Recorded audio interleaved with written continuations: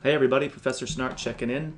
Okay, we have finished units 1, 2, 3, 4, 5, and 6 now. That was the last piece of the puzzle to put into place before our first essay. And you'll notice now that between the end of unit 6 here and the due date for units 7 and 8, this combined unit, which is our first essay, we have an entire week, which is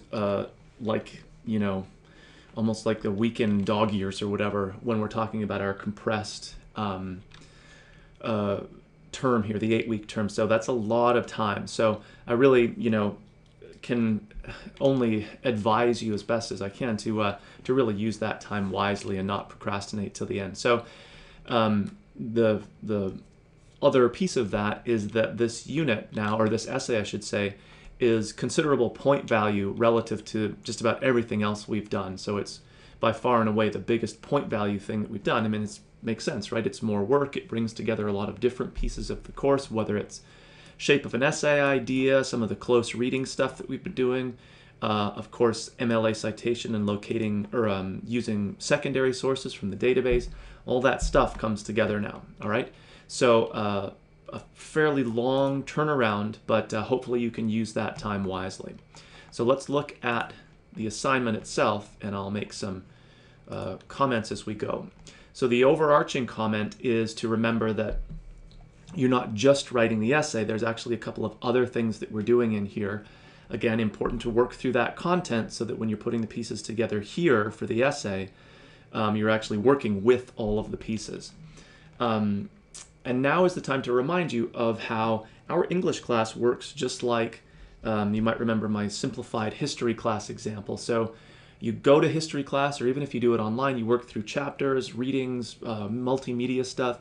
You learn facts about when people were born and died and what, treaty was signed in what city and what year, factual stuff like that. You do an assessment that asks you, what year did, and there's just a sort of right and wrong answer.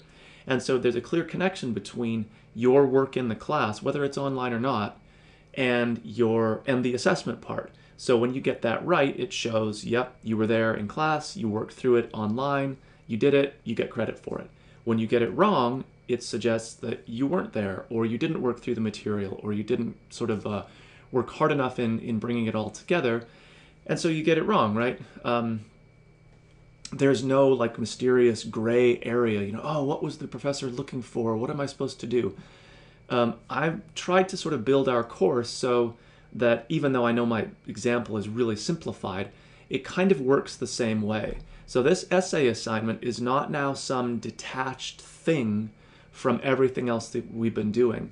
It's your opportunity to show me that you've worked through the various unit material from before and can now put each of those things into place. And so when I see a good thesis, proper topic sentences, integration of quotation that's integrated smoothly, use of proper secondary sources, that's all like you sort of filling in the correct bubble on the Scantron. So I know they're very different kinds of assessment devices, the essay and something as simple like a Scantron, but while they have that surface difference maybe, or that different feel to them, they function the same way. So it's really important to realize that if you get a bad grade here, it shouldn't be a mystery. It's going to be because you haven't shown me that you understand one of the concepts from class, or how to do the research part, or anything. So that's kind of a harsh way to put it. If you get it wrong, you get it wrong. The glass half full, though, is that all you're doing in many cases is following through with examples that we've already gone through in the class, or that we'll look at again here.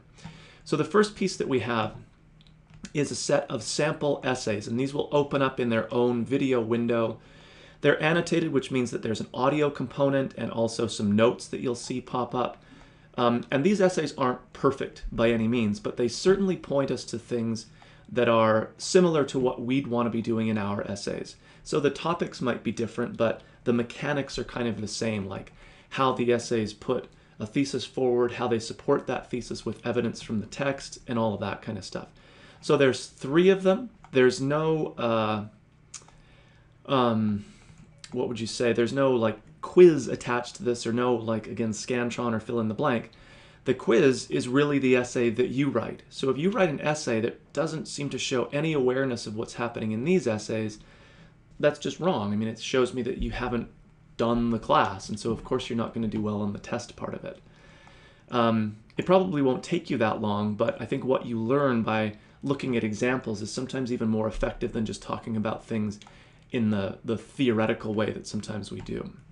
Okay, so there's the sample essays to work through. There's another little bit on MLA citation here. Notice that there's video tutorials that walk us through using a database. I actually build a works cited in real time. So again, I've done it here. You just need to follow the example. The details will be different, right? Maybe the story that you list or the secondary source, but everything else is going to be the same. The way the page is formatted, the way the entries are formatted, all of that stuff. So when you hand a works cited in that is wrong, again, like that has a significant impact on your grade because you're showing me that you just didn't watch the video or didn't think to coordinate your efforts with writing the essay with having the video open in another browser window here. There's the usual reminders here. There's a couple of handouts again. A lot of that is repeated in this MLA citation link over here, so you can get to it in multiple places in our course. So I've tried to make the whole MLA citation works cited, which can be tricky for a lot of people because there's a lot of little, things you got to remember. I've tried to make it really easy. In fact, it's not really a memory thing at all because you're just working from examples that are always available. And remember that for our purposes, I'm going to find my way to the library website. We have a great citing sources link that'll help us put together our MLA works cited page. Anything from our textbook, including the short story Boys and Girls, even though we just have it as a PDF, we're going to treat that as an article chapter from an edited book. So we might have Monroe, Alice, Boys and Girls as the title, the Norton Introduction to Literature as the title of the book itself. The editor is named on the book and in the front flyleaf area. It's not me. My name's on it, but it's just because it was a custom edition for me. So be sure you find the correct editor. The place is New York. The publisher is W.W. Norton. The year is 2014, I think, whatever it happens to be. The page numbers are whatever the page numbers for the story that you're writing about. And then it's a print source. It's a physical thing that we hold in our hand. So again, there's no real mystery. You're just following the examples that are laid out pretty clearly, I think, here. We'll also be doing research. So a journal article from a database. Everybody will have one of these. Again, the details are going to be different, but the pieces will be basically the same. You'll hopefully have an author named. The title could be something boring like Arabian Overview or something like that. Probably not going to be really interesting. There might be an original place of publication, like a book on a shelf somewhere that it originally, showed up. The database name itself, so McGill on Literature Plus, Literature Resource Center, whatever it happens to be. The date that you accessed it. Whoops. The date that you accessed it, and back here, a web source. We don't provide the URL, since that would be hugely long, just kind of ungainly. So it's pretty straightforward, right? There shouldn't be any errors here because you're following examples from our course, and then depending on the library. There's no way I would expect people to memorize how this is supposed to go. There's no reason to because it's written right here for you. Okay, so that's the MLA research citation piece of the unit that we're in now. And now, of course, the essay assignment. Okay, everything's funnier when it's Lego. So this is a great moment from one of the Indiana Jones movies about choosing poorly. So this is kind of my point about we have a lot of time, relatively speaking, for this first essay. It's now sort of up to you to use that time effectively, okay? So the assignment itself, you're writing a short essay, a literary analysis based on close reading of one work we've read so far, one of the short stories. I caution against flight patterns because there's few secondary sources, so you run into the real just basic research challenge.